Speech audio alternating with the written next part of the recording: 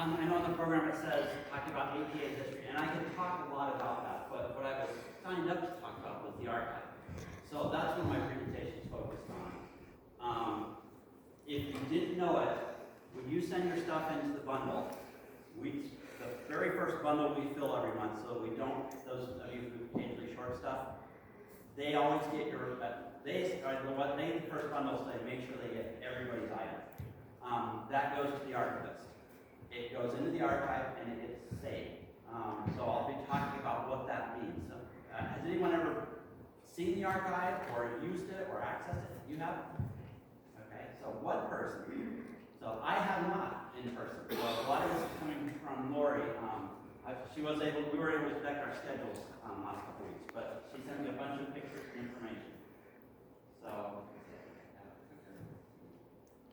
So we'll start with some background. The APA, if you don't know, was founded in July 1st, 1958. Who founded it was two cousins, Mike O'Connor, APA number 1, and Roger Ralph, APA number 8. Roger liked the number 8. So when they started, so they skipped to, the first two members are number 1 and number 8, not number 2. So they're not always in order. Huh? Not yet. Okay. So it's Mike O'Connor and his cousin Roger. They were members of the United Amateur Association. They were teenagers. Age 15 and age 16, they got together at a family gathering and they said, let's start our own group. And that's how it started. The two of them started a group. The way Mike got it started is at the time, neither of them had a printing press. It was not a printing group, it was a journalism group. They came up with Amalgamated because that was what the SARS had for United, and they couldn't be United because that was already the group they were a part of. So they just found the SARS, and that's how we got our name. But anyway, so the first 8 members were under 25 years of age. So it was just, they started, communicating with friends, they sent out stuff in some of the little journals. The little rubber stamp presses and stuff, they had a journal. Kelsey had a journal, and Mike just started putting ads in them. And that's how he got people interested. And most of those were kids. It wasn't until they had 14 members by 1958. Fred McMahon, I think he's like number 12, number 11. He's the adult who took over. If you talk to Mike O'Connor, these kids started this club, and then Fred came along and some other adults, and they just kind of ran with it. And so Mike O'Connor wasn't a member all the way through. He was a member, he left, he came back. Even though he's APA, you keep your number for life, so he's still APA number 1. And he said to say hi to everyone who knows him. He asked me to pass on. I talked to him just yesterday. So, by the way, that's the earliest picture we found with Mike. That's him at age 18. And that's when he just got his new press, his Abram press. So, that's Mike and his press at age 18. So just, 3 years after the APA started. But, so it started in Hastings, Minnesota. People always like to know, where did it start? And then Fred McMahon was in Connecticut. Fred was a newspaper editor. So he had a lot of influence on printers, and he's like, this is a great organization. And he kind of steered it away from journalism. He's like, there's a lot of journalism groups, but there's not a separate group for just hobby printers. That's what we really need in this country. So that's what they started. And it was a smart idea. I think it's got legs. So he wasn't the only one. There were other, as you mentioned, Dwight Agner. There were a lot of different people who were involved at the beginning and just kind of shaping this. It took a while to get up to 150 members. That's kind of the background. So the physical archive, this is it. There are 48 bankers boxes. They are at Lori's house. It has moved around several times over the years, but that's where it's at now. 8 of the boxes have unopened envelopes. They haven't even opened them yet. They're just bundle envelopes tied with string and leather. There's 16 boxes of the inactive members, where they're filed. Each person has a folder and stuff filed. 3 boxes of treasure gems, because we don't just have one set in the archive, we have a lot of the duplicates. So she has extras. Not of all of them, some of them. There's a file for the archivist correspondence. One of the things that's interesting is that has a lot of information about the APA until we go digital. Then it all disappears. So our history, we have a lot of history in paper, and then we go digital, and the history stops. And in large part, a lot of the inner workings of the organization stop because it's digital. There's a file for Wayzgoose, calendars. There's two bundles. You can see them sitting up there in the corner. And there's a box with APA journals. So the unopened envelopes, that was the first question I asked, is what years do you have? Doesn't start till 65. Box 1 is 65 to 69. Then I don't know what happened in 1970. Anybody remember 1970, what was going on? Because it's missing. 71 to 75, then 76 to 81. You can read all these. Then 82 to 87, and then it jumps back to 84 to 91. What I think was going on is there was no separate archivist bundle at this time. These were the archivists saving their own bundles. So it's not necessarily complete. If the archivist pulled something out of the bundle, it might not be in here. So that's kind of the way the unopened bundles are. They jump around. It's been kind of hodgepodge over the years. So the member files, this is about you. 2006 to the present, pieces started getting filed by member. Basically right now, Lori has the active members where she files every month, and she sorts stuff out, and then she has all the inactive stuff that's got, if someone drops out of the APA or doesn't pay their dues or doesn't print their form, they go into the inactive one and if they join again and they come back on the list, then she moves them back to the active. But that's how it gets managed. The interesting thing though with those files is they're alphabetical, but some archivists at some point just took the files they had with the active members or whatever and passed out. So there's several little starts and stops, and it's not A through Z. You'd think it would be all alphabetical, but it goes A through Z, and then all of a sudden it's A through Z again, and then A through Z again. And so there's a lot of sorting and cleaning up to be done. Lori's very busy, but she's working through some of it. She's like, I'm just sorting what's there. But I think, anybody see their name? Let's see, who's here? There's Kathleen and Dan Cherry, 962, I see them. So she just took it, this is the active file. That's your file in the archive. And so whenever you put something in the bundle, that's where it's sitting on. So, the archivist, it starts with Parker Worley, 1969, but you'll notice if we go back, the unopened envelope started in 65, so someone started doing it before Parker. So there's no archivist in the association before that. So it's kind of, who was doing it? We don't know. I have none of those records. But Parker did it to the 89. Carol Kent was the archivist next. And if I understand my history right, her and David got divorced. And apparently David got the archive divorce. Because he becomes the archivist next and does it till 21. So as far as the pieces I've got, that's what I pieced together. And then David retired pretty much shortly before passing away, and Lori took over. So Lori's doing it right now, and she has all this in her house and answers questions when I send them to her. So that's another picture of just what the archive looks like. It's just a lot of files and a lot of those. If any of you have stacks of bundles at home, raise your hand if you've got a stack of bundles somewhere. Lori's got a way bigger stack than you do. And Lori gets two bundles. She gets her personal one and the archivist one. That's why we have, it actually goes 151, and then there's those 4 extras go to our trams. So if you're sending in exactly 150, you might not make it in, well, you will make it in the archive, we send them first. But someone's going to miss your prints, and make sure you do 155. So the scope of the archive, there's a file for each member. One of the things Lori does, and I don't know if this has always been done, probably hasn't, some of them are still in bundles, and as she's opening bundles and sorting them out, she pencils the name. You didn't put your name on it, she pencils your name on the back and the date, because they were filed by name. So she really likes it if you put their name on the bundle. You can use your number, but then she has to look you up, and she has to pencil in. So if you use your name and number, it really helps you.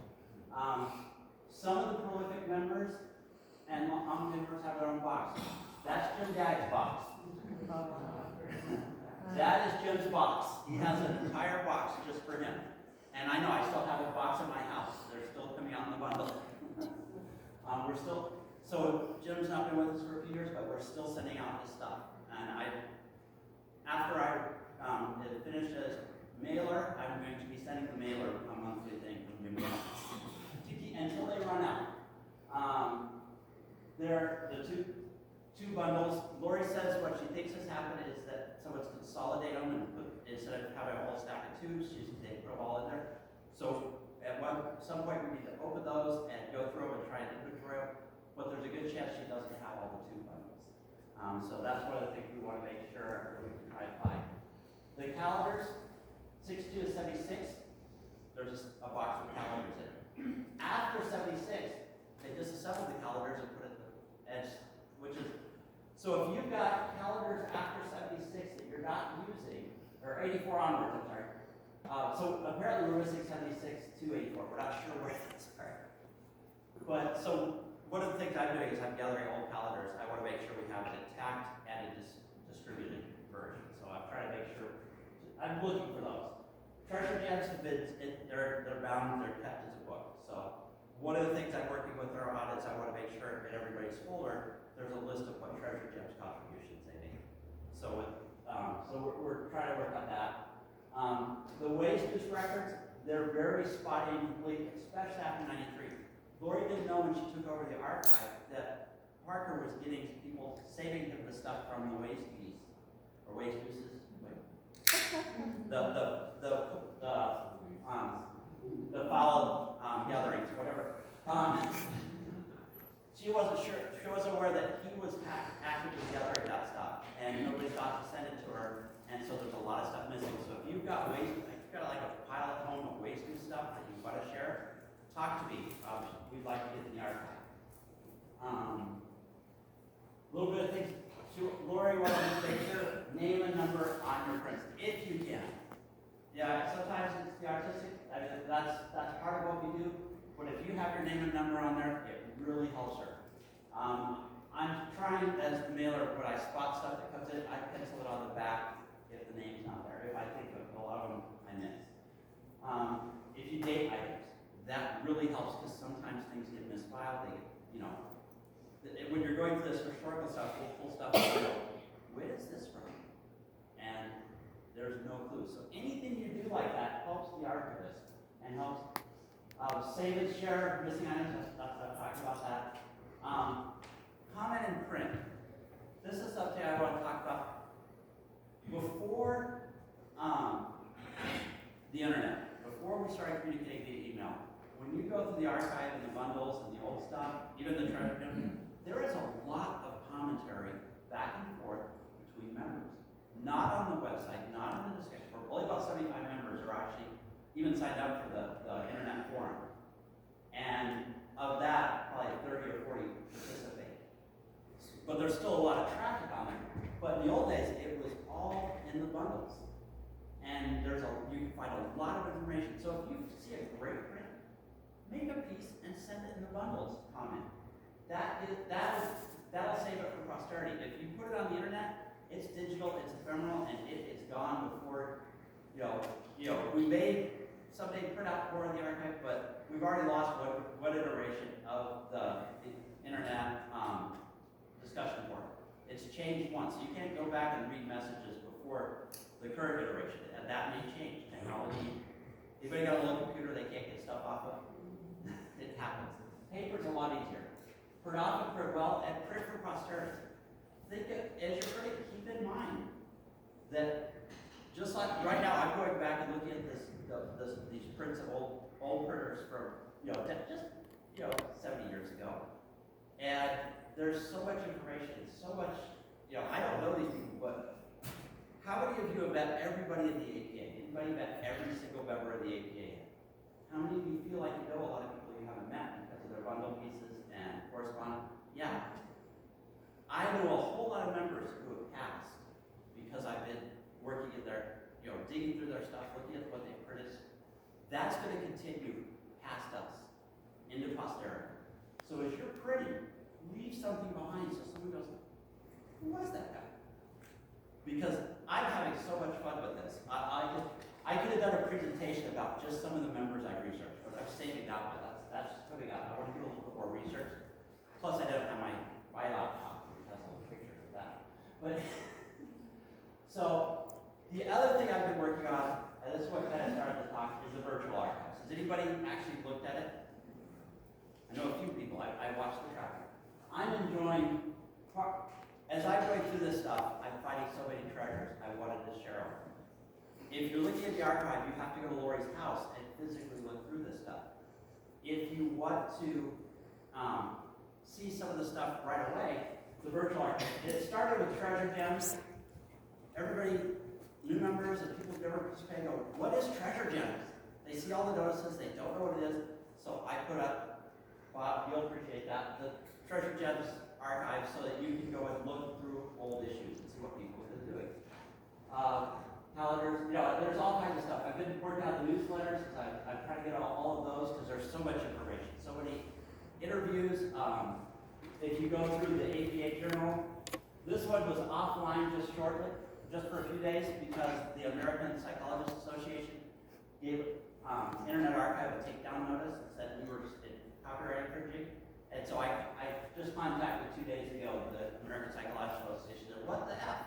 And put us back. And they did. They took down their takedown notice because they thought the APA journal was theirs and I was stealing. And they're like, we don't want you to put that on the web. We want to sell you a copy. And I was like, no, it's a different APA. They don't know the initials. But anyway, that's just backstory.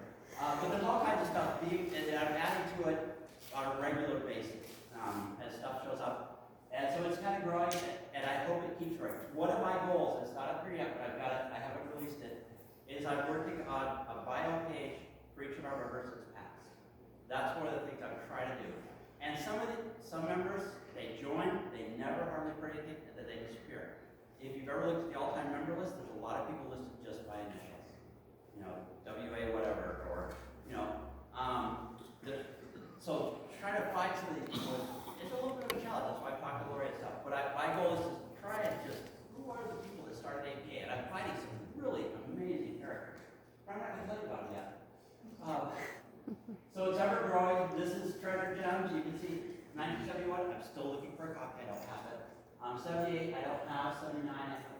So there's gaps as I find them, as I get them. I'm working out my way through, but you could go out there. And so if you see the not online, that just means I'm looking for it. If you happen to have a copy and have a scanner, I'll tell you how to do it. But it's ever growing. And I don't know where we're going to go with the virtual archive, but I feel like there's so much history and so much great artwork, creativity, and just the printing. Yes? I think Brady Blitzer compiled a complete set.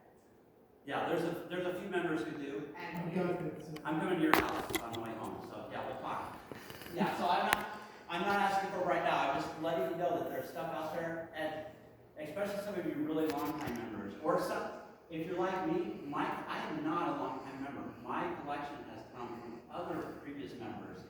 When I acquired the shops and got some of their member, their bundle, their stack of bundles, and I've gone through them. So there's some good stuff in there.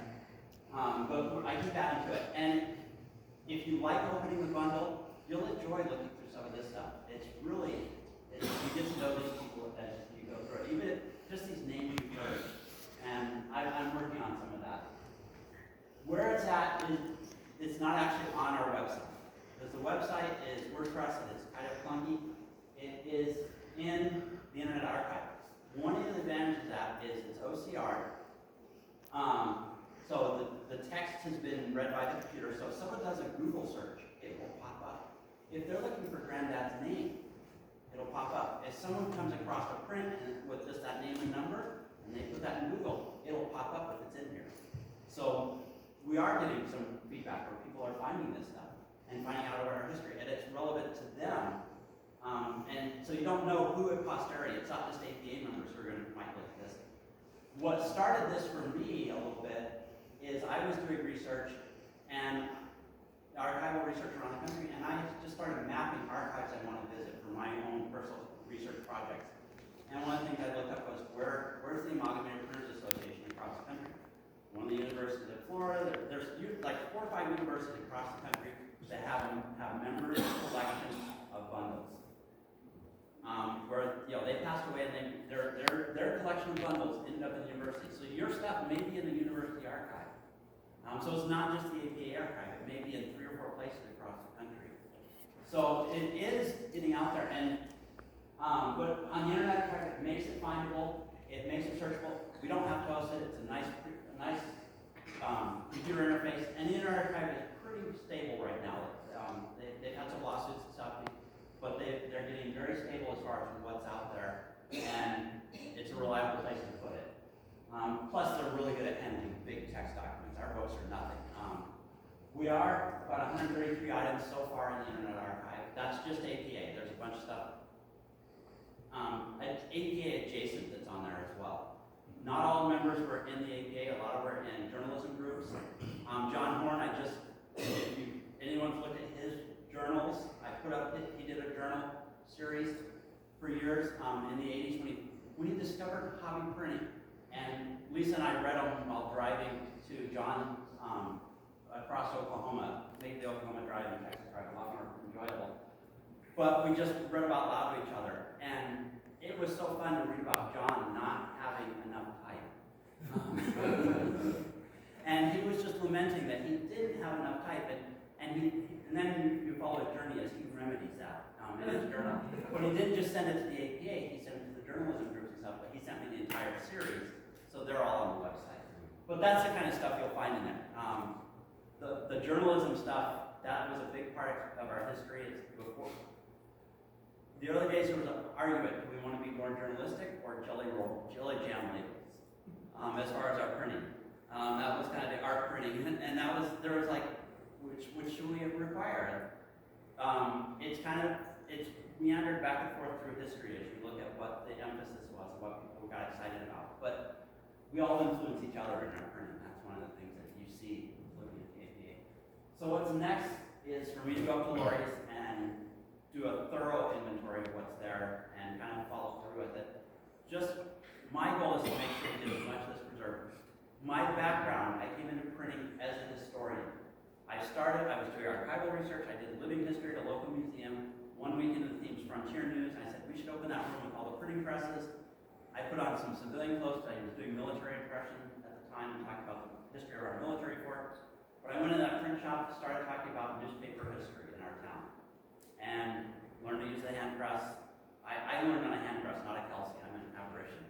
But I learned to print, and I've always been drawn back to that archival research. And as I've been digging in APA history, I've just had so much fun.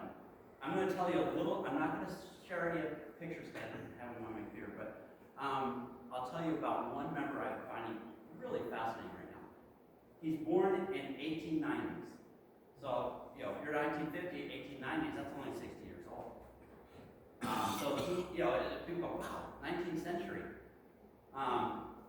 But what's fascinating to me is he's a carny. So that is his background. He's a carny after World War I. So he's a World War I veteran, never goes overseas, but unless he's a carny, what he's doing in the carny is he's the tattooed man. He is covered in World War I soldier, eagle tattoos. He is just covered. When he joins the APA, he's got a tattoo parlor in Indianapolis, and he's taking pictures of people that are getting tattoos in Indianapolis. He's famous in the tattoo community. He's just an APA member. In fact, the APA member, what we have is we have a note on him. Tattoo artist, a little bit of a pain in the butt. So one of the members wrote that on his card, on his membership card, probably one of the officers. But going through, I found, what I started researching, I found his photo in a couple of his photos of him in a couple of university archives. They didn't know it was him. I was able to, I know who that guy is. And he's got some, he was letterpress printing the back of, he had a photo studio, a tattoo parlor, and a print shop. And he would print on the back of his photo postcards where he was printing and stuff. So his stuff is extremely collectible. There's one guy in England that has his business card. $12,000 is what he paid. Wow. For his business card. And he won't let me photograph it because He's like, why do you want a copy of this? I found one copy on the internet that's got like the big watermark across it. So, but that's how some of the stuff, you know, where the stuff goes. There's a lot of interesting people in APA that I am discovering that you may not even have ever heard of. Watch for the bundle. That's where I'm going to send the information. I want to do these guys in the bundle so they end up in the archive. That's my strategy. Not on the internet, not anywhere else. I want them in the archive in physical form. So that's a little bit of what we've been working on. I want you just to know what's happening with the archive. Who was that? I'm not going to tell you. That's a cliffhanger. Come to the next Wayzgoose or watch the bundle. I will. I'll send back. His name's Clark. But you'll have to figure out which Clark it is. So now people are going to get their phones up. No, he's very. He was what I laugh because I've been going to you see a lot of young people, especially with tattoos, got real popular. You see these edgy kids coming out. And you see some of our older providers going, what's with these kids? And then I come across this 1890 Carney, who is just way edgier than any kid I've seen in a Wayzgoose. And I was like, this is really the fun juxtaposition. So I'm looking forward to telling his story more. But that's my presentation. And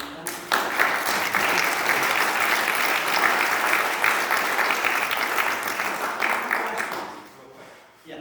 All right, is there one thing that, is there a file where you can file prop cards? Yeah, so those are in the individual members things. Okay. I've got a separate prop card file because I feel it's kind of bulky to go through all the folders. But I've inherited 4 or 5 different prop card files. That just keeps growing. And Lori sent me prop cards, and I've actually been printing them out and just slipping them in just so I have them. But prop cards are one of the best tools when you're trying to find who is somebody. When you've just got their initials. There's one member, if you look at the all-time member list, it's Mrs. I can't remember her last name, but it doesn't even tell her name, it tells her husband's name. It's Mrs. So-and-so. And I was like, well, who is she? And what's her story? And I'm finding, I've tracked her down. A lot of this, I'm contacting descendants, or you'll find a grave, I find members, it's kind of, some of us, you look at it and go, oh, I don't want to think about that. But if you've been in the AP long enough, you know we've all got friends that have passed. And that's kind of been from the very beginning, that's been in history. And we want to remember them. We want to talk about them, we want to share their stories, we want to keep that going. And to me, it's really important for not just this current cohort of APA members, but future members to have access to this. What I've envisioned with the Wayzgoose is someday some poor grad student stumbling across they're doing an art history paper on when printing changed. At the end of the industry, the print industry collapses. Then there was like this surge of art printing, and then schools are closing down, the programs are, what's happening? We're right in the middle of that whole transition. We're in the center of that story. And someone's going to want to tell that story 100 years from now or 50 years from now. And I want to give them a finding aid when they come across that. They find some documents in their university archive, and it's got a name and a number, and they go, what's this mean? They do a Google search. I want them to have that finding aid. Go, oh wow, someone's giving me all this material. I'm going to write about the APA. That's my goal. Question? Yeah, I didn't. Okay, isn't there also a secret file of questionable items somewhere in the archive? Not that I know of, but that's good. I'd like to find this. At least I heard the rumor. We'll have to, I'll see. I haven't heard that rumor, but I'll try and track it down now. If you were to come across an old bundle piece that has a likeness of, say, Mickey Mouse, Well, now I would. Well, it depends on, so copyright is one of those things that so what's going on in the archive is generally stuff that what I'm doing is members who've passed, and a lot of times I've talked to their family members, because that's something I've kind of wrestled with. When we put it on the internet, with the treasure gems, you're submitting to a publication. I feel that the organization has rights to the publication because you've submitted it. Calendar, same thing. So that's why those are all going up. We're working on getting up through the last year. But the other stuff, it's kind of, if someone's passed, they've already printed for posterity. I feel like, is there anyone here who would object if after you go, we put your stuff out there for people to see? Most of us wouldn't. We're printing, in fact, I feel like printers are kind of, we want our voice to echo through the ages, that's why we print. It's, you know, we've studied printers from the past, we still want to do that. Well, let's just say that the organization's had our hands tied. You've had it, oh, For, publishing photos. oh, I'd like to know the stories behind that. Yeah, and that's, In conflict. Those were problems. yeah, and Our so, lawyers said that wasn't a problem. so it's one of those things, copyright law, the way it kind of works is until someone complains, like we got the takedown notice from the American Psychological Association, they just contact them and says, this is copyright violation, they took it down, they sent me a message that says, you know, you can dispute it, you can claim it, and that's how it works. And so if I get one of those notices, I'll follow up on it. That's why I'm doing the Internet Archive. They have a procedure for managing that. It was part of the official. Yeah, I'm sure. We're such a big, wealthy organization. So Right. anything else, I know I'm over time. I don't want to. Okay. As you go through all the old bundles, what have you noticed in terms of trends, in terms of styles and type selection, and what's popular and what's not? Oh, that definitely, we influence each other. That's one of the things I do notice. You'll see something pop up in an older bundle, and then it's like, oh, people are stealing that idea, which is great. The biggest trend I noticed was before the internet, especially in treasure gems and other places, people talked in the bundle. They corresponded through the bundle. If you didn't have a chat room, you could go and send something out to everybody, but you had the bundle. So if you had an opinion or an idea, you turn it up in the bundle. A lot more text. The old days, people weren't afraid of setting, paragraphs text. I'm not the only wording one in the APA. There's others, and there have been. A lot of 4-page journals. Those are one of my favorite things to find, just because there's so much stories in them, and there's all different kinds of them. But I do enjoy those. If you've never tried doing a 4-pager, just set one. Tell your story about how you came into printing. Just leave something for posterity. Do a little 4-pager just for the extra sauce, and say, here's how we discovered printing. Here's where we're at. Here's where we're going. That'll be. There used to be a lot more for sale ads. Yes. in the- Yeah, it was, there was a lot more of trading goods. I hate to say it, but I think one of the reasons you're not seeing that is a lot of us have got our collections we've been holding on to. The only time they go for sale is when that person's no longer printing for the bundle. That's kind of what's happening. And we still hear about stuff needing to find homes, but it's usually later. There was a lot more trading going on in the early days. I think that's a good observation. Yeah, you saw a lot of them. Here's what the type I got for sale, or here's the type I'm doing. I'm going through, who was it? The postal worker who did the type contest. You know what I'm talking about? Guy Botterwell. I'm going through his, he printed a lot of stuff. And I'm trying to find all his contests of identify a font. Yeah, I'm having fun trying, just the little bits of Guy Botterwell stuff I'm having. And I want to go, the reason I want to go to the archive is to look to see what's intact, what's there, what's missing. He used to bring a contest to Wayzgoose also. Yeah, but everybody has Guy Botterwell stories. I've been hearing those since I joined the APA. It's just, it's like, okay, we got to know more about this guy. And if you weren't here and you're just an age, you've heard this name. This is a place that we're going to make that available. And I want some of the stories where I want Clark to pop back up into people's minds and go, here's this Carney from the 19th century APA member. Who knew? And so I'm hoping that becomes part of our collective consciousness as an organization. So that's where I'm at. So it doesn't have to be a morbid thought when you print something about. Just share your enthusiasm for what you do. Share your enthusiasm for why you're a part of the organization and why you print. And it'll have legs. I think that it's worth doing. So